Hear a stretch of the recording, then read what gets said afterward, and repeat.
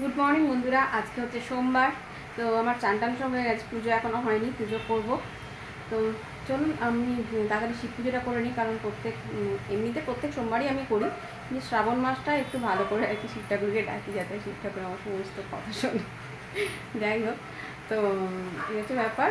চলুন পুজোটাই করে নিই, হ্যাঁ, শান্তি মতো। তারপরে এক্ষুনি আমার ওইগুলো উঠে পড়লে আবার শান্তি মতো কিছু হবে না, সব অশান্ত হয়ে যাবে সব। তো পুজো হয়ে গেছে আমার কমপ্লিট। এখন করছে অভিভাবক পুজো, মলি এরপরে করবে, তারপরে খাবো চা। মানে বুঝতেই পারছেন কতটা দেরি হবে আর কি। তো পুজো হয়ে গেছে কমপ্লিট, এখন করছে অভি পুজো, এরপর করবে মলি পুজো, তারপর খাবো চা। মানে বুঝতেই পারছেন, তারপরে হবে রান্না, তারপর খাওয়া দাওয়া। ভালোই দেরি হবে। দেখা যাবে কীভাবে পুজো করছে। এই যে অভিভাবক পুজো করছে, এতক্ষণ বসেছিলেন, আমি পুজো করছিলাম, এতক্ষণ উনি বসেছিলেন, এখন উনি পুজো করছেন। আমাদের এখানে যা বৃষ্টি হচ্ছে, সব এখানে দড়িতে টাঙানো, বাইরে বারান্দায় মেলছি, জলটা ঝরছে, এখানে দিয়ে দিচ্ছি। কী করবো, কিছু তো করার নেই। এবার আমরা স্টিলের সেই ইয়েগুলো পাওয়া যায় না মেলার জন্য, ওগুলো যে আমি ইউজ করবো ওগুলো হবে না। এই কারণেই ওগুলো আমার ছানাগুলো না পা তুলে তুলে হিসু করে দেবে, জানলেন।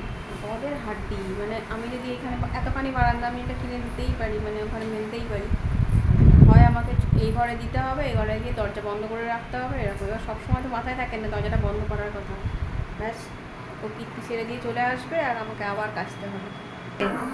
এগুলো সব চা বিস্কুট খাওয়ার জন্য বসে আছে। আমি এসছি বলে এখন তিরিং তিরিং করে লাফাচ্ছে, আর মলি এখন যাচ্ছে চান করতে। আর আমাদের এই রঙটা না চেঞ্জ করব। আমরা না মোবাইলে দেখেছিলাম, এক রঙ চুজ করেছিলাম, কিন্তু রঙটা লাগানোর পর কেমন যেন ঘটে না, ওই রঙটা মনে হয় দেয়নি। মানে এবার 2 বছর, এবার আমরা যে রঙটা চয়েস করেছিলাম মোবাইল দেখে চয়েস করেছিলাম। তা আমার ও বাড়িতে একটা, আমার দোতলার ঘরে আছে লাল রঙের, যেটা আমার খুব প্রিয়, আর ওপরে আছে কি বলবো রানী কালারের হালকা যে পিঙ্ক কালারের ডিপটা যেটা হয় না, সেটা। দুটোই আমার খুব প্রিয়, তবে লালটা আমার বেশি প্রিয়। তো আমি ওকে বলছিলাম যে এবারে লাল রঙটাই করবো। কিন্তু কি এত বৃষ্টি হচ্ছে না, এখন যদি রঙ করি রঙ শুকাবে না, শুধু শুধু রঙটা ফালতু করা হবে। দেখি কবে করা যায়, যদি বৃষ্টি কমে তাহলে করবো, তাহলে আবার নেক্সট ইয়ার। যাই হোক, এই রঙটা না ঠিক আমি যেমন মানে দেখেছিলাম মোবাইলে সেরকম আসেনি, কালারটা ঠিক সেরকম নয়, তো আমার ভালো লাগছে না।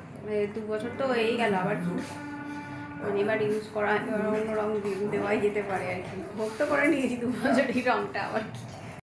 আর আগের দিনই আপনাদের বলছিলাম পিউ বিস্কুট খাওয়ার জন্য আমাকে ডাকে, এইভাবে ডাকে, জানলেন।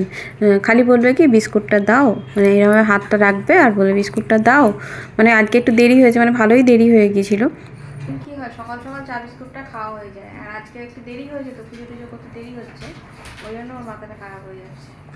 এখন কিন্তু সকালবেলাও তো বিস্কুট খায়, চা যেহেতু সকালবেলা বিস্কুটটা খাওয়া হয়নি আমাদের কারোর, আমরা খেলে ও মানে ওরাও খায় আর কি। আর ও একটু বিস্কুটটা বেশিই খেতে ভালোবাসে, আর ওই একমাত্র রকম ডাকবে বিস্কুট, মানে শেষ হয়ে যাবে যেই অমনি দি তুমি একটা বিস্কুট দাও। জানে মলিকে আমি বলবো, আমার কাছেই আসবে, আমার কাছেই চাইবে। মলিকে যেই বলবো তখন মনটা শান্তি।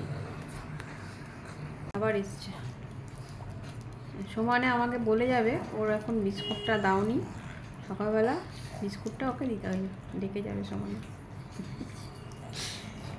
এগুলো আমার যে কী ভালো লাগে, কেন তুমি জানো কি, এগুলো আমার খুব ভালো লাগে যে তুমি ডাকো, তাই আমার পাটায় খুব ব্যথা বাবা। ডেকে যাবে বিস্কুট বিস্কুট। এটা হচ্ছে বাবা। আজকে যেহেতু পুজো, তাই না আজকে ডিম দিয়ে দিই, ডিম সেদ্ধ দিয়ে দিই, আজকে মাংস খাবি না, কারণ ডিমটা ছাড়াতে সুবিধা, খাওয়াতেও সুবিধা হয়ে যাবে, আর গ্যাসটা তো মাজা ঘষা হয়ে যায়। আমি কীভাবে ফুলকপি আলু পনিরের তরকারি করি সেটাই আপনাদের সাথে শেয়ার করছি, ছোটো করে শেয়ার করছি। প্রথমে কড়াই জিরে ফোড়ন, তেজপাতা, গোটা গরম মশলা ফোড়ন দিয়েছি, তারপর আলু ফুলকপিটা ভালো করে ভেজে নিয়েছি। তারপরে সামান্য পরিমাণে আদা বাটা দিয়েছি, হলুদ গুঁড়ো, লঙ্কার গুঁড়ো, জিরের গুঁড়ো, সামান্য পরিমাণে মিষ্টি, সামান্য পরিমাণে নুন দিয়ে, আর অর্ধেক টমেটো দিয়েছিলাম। ভালো করে কষে এটা জল দিয়ে, আর তারপরে পনিরগুলো দিয়ে দিয়েছি, নিয়ে ঢাকা দিয়ে রেখে দেবো। আর এটা হচ্ছে আমার ছোটো শেফ, এই একটা, আর ওই পালাচ্ছে সব সময় রান্নাঘরে আমার সাথে থাকছে, সঙ্গে সঙ্গে মুখও নড়ে, যদিও আমার নড়ছে ওরও নড়ছে। এই যে বসে আছেন, সব সময় আমার সাথে রান্নাঘরে থাকবে। সেদ্ধ হয়ে গেলে সামান্য পরিমাণে ঘি দিয়ে একটু নাড়িয়ে চাড়িয়ে আমি নামিয়ে নেবো। একবার করে দেখবেন, এটা খেতে খুব ভালো হয়। আমি খুব বেশি মশলা দিয়ে রান্না করি না, আশা করছি আপনাদের ভালো লাগবে। একদিন অবশ্যই বাড়িতে ট্রাই করবেন। আর এখানে বেগুন ভাজার জন্য বেগুনটা রেডি করে রেখেছি। আর একদিকে আমি সিমুই বসিয়ে দিয়েছিলাম, আর ময়দা তো নিতেই হবে, লুচি করব যেহেতু। আর এখানে আমার তরকারিটা রেডি হয়ে গিয়েছিল, আর সিমুইটাও প্রায় রেডি। আর আমি বেগুনটা কড়াই দিয়ে দিয়েছিলাম। আর বেগুন ভাজার সাথে আমার লঙ্কা ভাজা খেতে খুব ভালো লাগে, তাই লঙ্কাটাও লাস্টে ভেজে নিলাম। আর এখানে আমার লুচি ভাজা প্রায় কমপ্লিট, একটা খালি লুচি ভাজছিলাম লাস্টে, ব্যাস তাহলেই হয়ে গেল। আর খেতে দিয়ে দেবো সবাইকে। তো আজকে আমরা মাটিতেই খেতে বসেছি।